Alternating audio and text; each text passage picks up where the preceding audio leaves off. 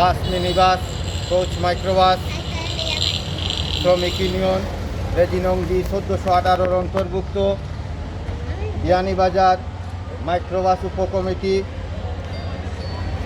এবং CNG autorickshaw 2097 707 সর্বস্তরের শ্রমিকবৃন্দ, আসসালামু আলাইকুম।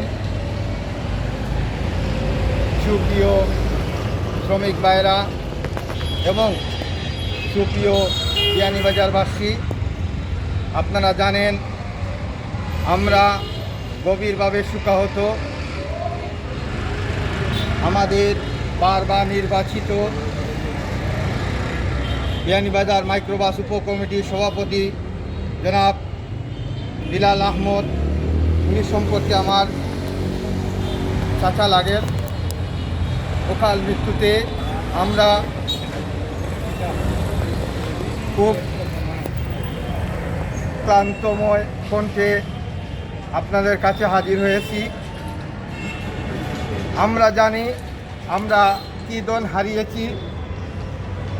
যেখানেই বিশৃঙ্খলা ছিল, যেখানেই সমস্যা ছিল, যেখানেই সংগ্রাম ছিল, সেখানে আমি এবং এই আমার সভাপতি বিলাল আহমদ সেখানে ঝাঁপিয়ে পড়েছি। দীর্ঘ 27টি বছর একে অন্যের সাথে এই রাজপথে ছিলাম, শ্রমিকের সুখে দুঃখে পাশেই ছিলাম।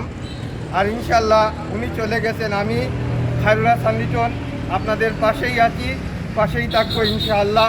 সবাই ওনার জন্য দোয়া করবেন, ওনাকে আল্লাহ তাআলা জান্নাতুল ফেরদাউস এবং ওনার বিবি বাচ্চাকে অকাল মৃত্যুতে উনি চলে যাওয়ায় ধৈর্য ধরার তৌফিক দান করেন।